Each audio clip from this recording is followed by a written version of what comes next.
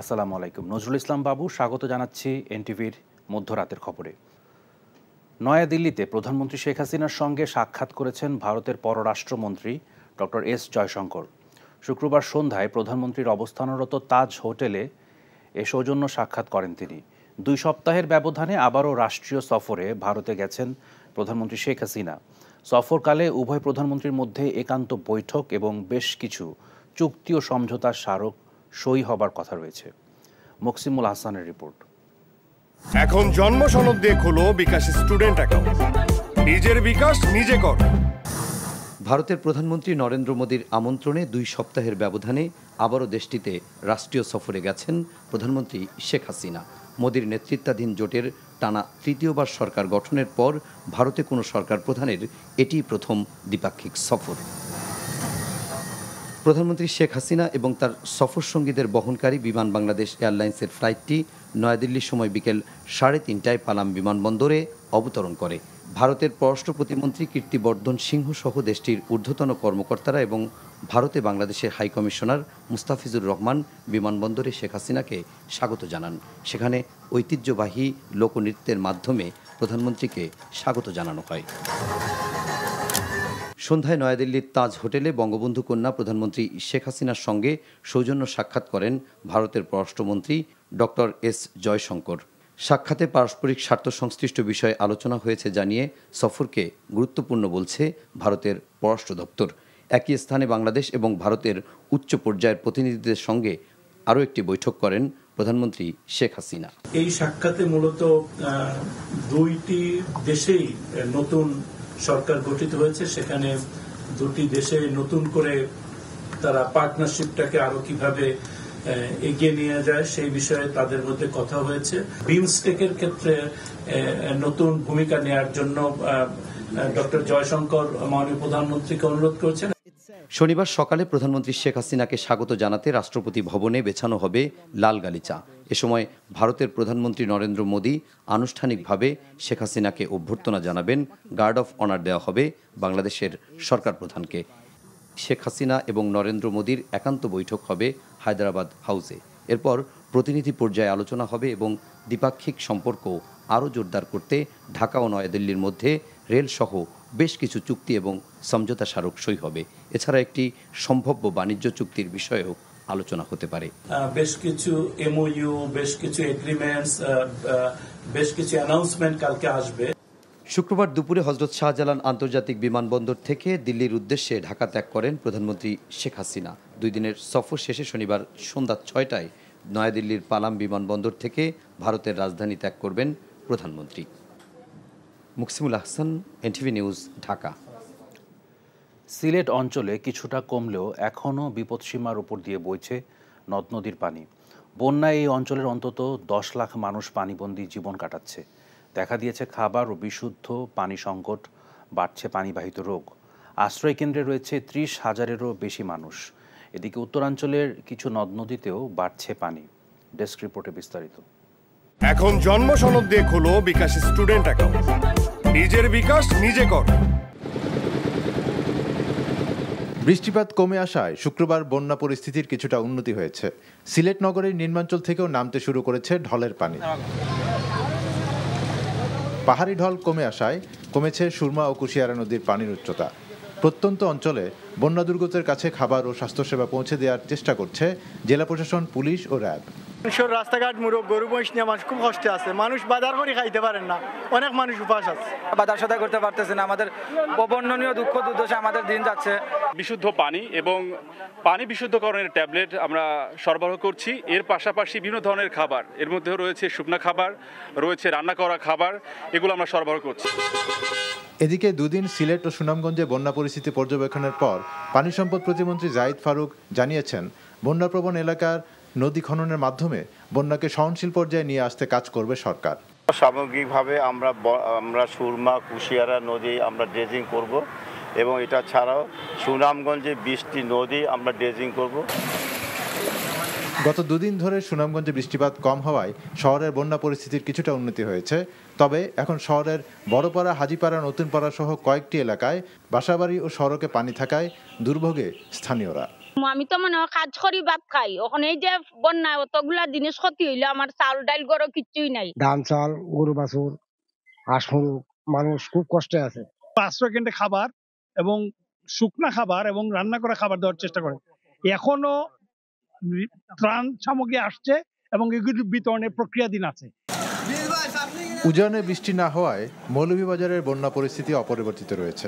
তবে বন্যা কবলিত এলাকা থেকে প্রতিটি আশ্রয় কেন্দ্রে বাড়ছে ভিড়। জেলার ৭ উপজেলার ৪ শতাধিক গ্রামের প্রায় ৪ লাখ মানুষ এখনও পানিবন্দী। আমাদের কুলাউড়া উপজেলার সিংহবাগ এলাকা পানির নিচে তলিয়ে গেছে। আমরা যেখানে দাঁড়িয়ে আছি এটা হচ্ছে কুলাউড়া উপজেলা রোড। এখানে আমাদের বাসা পর্যন্ত প্রায় হাঁটু সমান পানি, আমরা হাইটেও যেতে পারতেছি না। এছাড়া কুড়িগ্রাম, গাইবান্ধা ও নেত্রকোনায় নদ নদীর পানি বৃদ্ধি অব্যাহত রয়েছে, প্লাবিত হয়েছে নিচু এলাকা। আহমেদ শরীফ, এনটিভি নিউজ ডেস্ক। আওয়ামী লীগকে ক্ষমতা থেকে সরাতে কিছু মিডিয়াকে সাথে নিয়ে বিএনপির নেতৃত্বে ঢালাওভাবে দুর্নীতির গুজব ছড়ানো হচ্ছে বলে অভিযোগ করেছেন দলের সাধারণ সম্পাদক ওবায়দুল কাদের। শুক্রবার রাজধানীর ইঞ্জিনিয়ার্স ইনস্টিটিউশনের সামনে দলের ৭৫তম প্রতিষ্ঠা বার্ষিকী উপলক্ষে আয়োজিত র্যালি পূর্ব সমাবেশে এমন অভিযোগ করেন তিনি। মিজান রহমানের রিপোর্ট।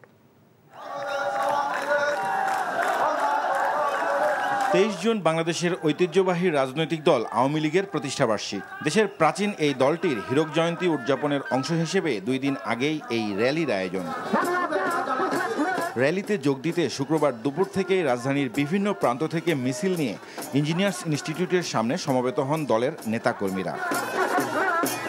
র্যালি পূর্ব সমাবেশে আওয়ামী লীগ সাধারণ সম্পাদক ওবায়দুল কাদের বলেন, মাটি এবং মানুষের দল আওয়ামী লীগের শেকড় অনেক গভীরে।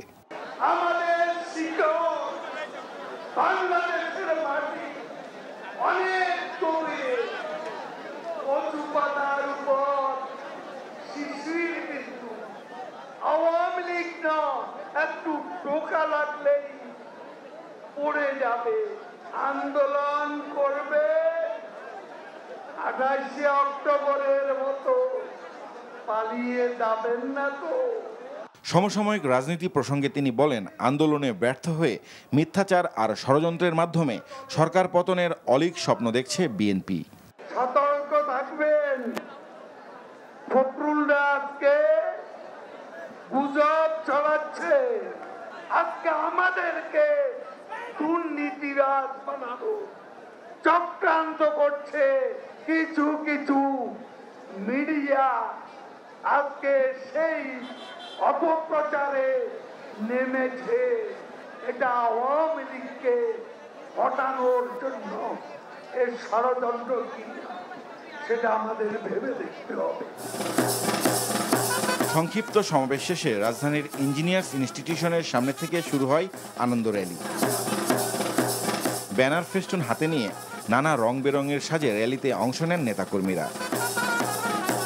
র্যালিটি সোহরাওয়ার্দী উদ্যানের সামনে থেকে শাহবাগ, কাটাবন, সায়েন্স ল্যাব, কলাবাগানের সড়ক ধরে ধানমন্ডি ৩২-এ বঙ্গবন্ধু ভবনের সামনে গিয়ে শেষ হয়। Mizan Rahman, NTV news, Dhaka. সরকারের দুর্নীতি নিয়ে গুজবের কিছু নেই, তাদের অপকর্ম বিশ্বজুড়ে খ্যাত, এমন মন্তব্য করেছেন বিএনপির স্থায়ী কমিটির সদস্য আমির খসরু মাহমুদ চৌধুরী।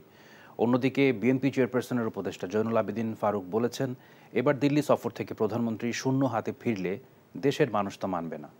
রিপোর্টে আরও জানাচ্ছেন শফি মাহমুদ সাগর। চিকিৎসা শেষে ১.৫ মাস পর যুক্তরাষ্ট্র থেকে দেশে ফেরেন বিএনপির স্থায়ী কমিটির সদস্য আমির খসরু মাহমুদ চৌধুরী। শুক্রবার সন্ধ্যায় হজরত শাহজালাল আন্তর্জাতিক বিমানবন্দরে সাংবাদিকদের সাথে আলাপকালে তিনি দাবি করেন, নিজেদের ক্ষমতা ধরে রাখতে প্রধানমন্ত্রীর ভারত সফর। দুর্নীতি নিয়ে বিএনপি গুজব ছড়াচ্ছে, আওয়ামী লীগ সাধারণ সম্পাদকের এই অভিযোগের বিষয়ে আমির খসরু বলেন, সরকারের দুর্নীতি আর অপকর্ম বিশ্বজুড়ে স্বীকৃত। এই সরকারকে ক্ষমতা থেকে নামাতে আন্দোলন গড়ে তোলার আহ্বান জানান আমির খসরু। গুজবের তো কিছু নাই, বাংলাদেশের দুর্নীতি এখন বিশ্বখ্যাত।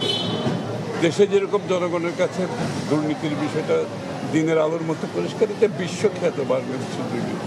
এই সমস্ত মৌলিক সমস্যার সমাধান না করে দেশে দেশে ঘুরে চুক্তি সই করলে বাংলাদেশের সমস্যার সমাধান হবে।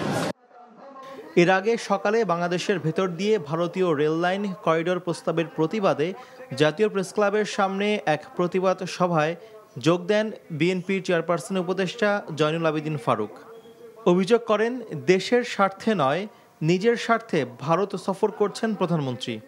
দিল্লি যাবেন, কি নিয়ে আসবেন আমরা দেখব।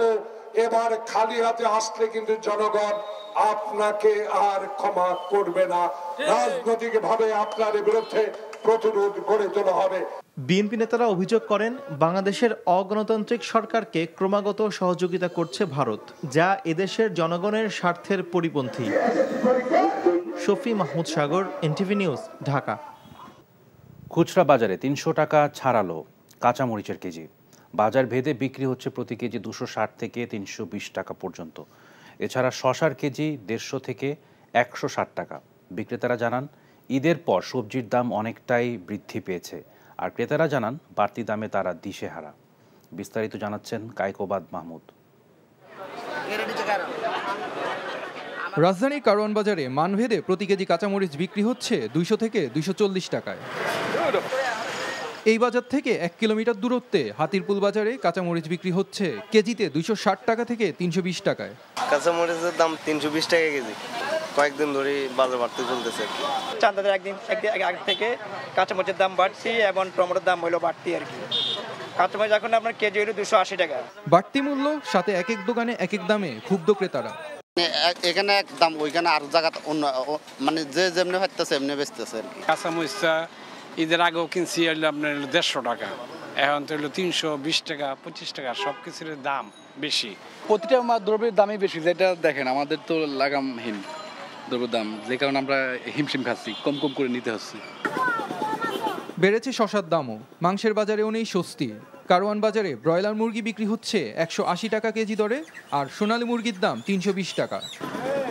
আর বাজার থেকে ক্রেতাদের পেঁয়াজ কিনতে হচ্ছে ৯০ টাকা কেজি দরে।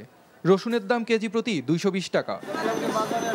এদিকে সবজির মধ্যে ঢেঁড়স, পটলের কেজি বিক্রি হচ্ছে ২৫ থেকে ৩০ টাকায়। Kaykobad Mahmud, NTV news, Dhaka. সাবেক পুলিশ প্রধান বেনজির আহমেদ ও ডিএমপির সাবেক কমিশনার আসাদুজ্জামান মিয়ার অবৈধ সম্পদের খবর গণমাধ্যমে প্রকাশকে উদ্দেশ্য প্রণোদিত, মানহানিকর ও নেতিবাচক বলে দাবি করেছে পুলিশ সার্ভিস অ্যাসোসিয়েশন। সাবেক দুই পুলিশ কর্মকর্তার বিরুদ্ধে বিভিন্ন গণমাধ্যমে সংবাদ প্রকাশের প্রেক্ষিতে শুক্রবার পুলিশ সার্ভিস অ্যাসোসিয়েশনের পক্ষ থেকে এক প্রতিবাদ লিপিতে পুলিশের সাবেক ও বর্তমান সদস্যদের নিয়ে প্রচারিত সংবাদকে অতিরঞ্জিত বলে দাবি করা হয়। এ ধরনের প্রতিবেদন না করার পাশাপাশি ভবিষ্যতে পুলিশ বাহিনী সম্পর্কে প্রতিবেদন প্রকাশের ক্ষেত্রে অধিকতর সতর্কতা অবলম্বন ও সাংবাদিকতার নীতিমালা যথাযথভাবে অনুসরণের অনুরোধও জানানো হয় বিজ্ঞপ্তিতে। পবিত্র হজ পালন শেষে প্রথম ফিরতি ফ্লাইটে দেশে ফিরেছেন ৪১৭ জন যাত্রী।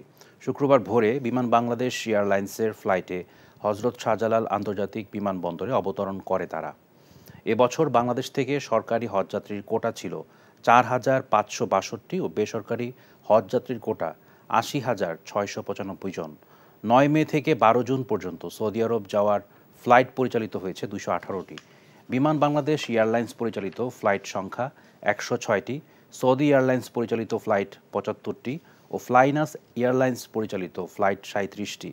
এসব ফ্লাইটে সর্বমোট ৮৫,২২৫ হজযাত্রী সৌদি আরবে যান। পর্যায়ক্রমে ফিরতি ফ্লাইটে দেশে ফিরবেন হাজিগণ। এই ছিল মধ্যরাতের খবরে। এই খবরের ভিডিও সহ আপডেট জানতে ভিজিট করুন এনটিভি অনলাইন www.ntvbd.com। এছাড়াও এনটিভির জনপ্রিয় সব অনুষ্ঠান ও খবরের আপডেট জানতে ভিজিট করুন আমাদের ইউটিউব ও ভেরিফাইড ফেসবুক পেজ। সকাল 7:30টায় সকালের খবর দেখার আমন্ত্রণ রইল। ধন্যবাদ সবাইকে।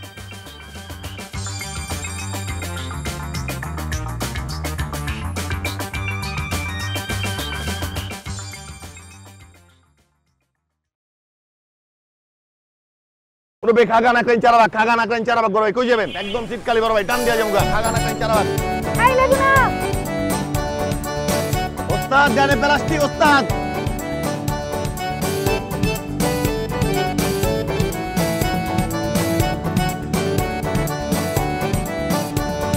আপনার বান্ধবী আসেনি আজকে? না, কেন রে লাগবে? গেল কই? হে পৃথিবী, তুমি আমাকে ক্ষমা করে দিও। কইছি না বাপ তুইলা কথা কবি না, কইছি একবার কলিজার টাইন আছে। মা মা কি হয়েছে আমার? আমাদের মতো মানুষের এসব দেখা শোভা পায় না। উনি আমার কাছে আসছে। কাস্টমার, আমি পাশেই আছি, ঠিক আছে? আমি তোমার কতটা ভালোবাসি মাসুদ, আমি তো মানুষ সুইটিরে ভালোবাসছি।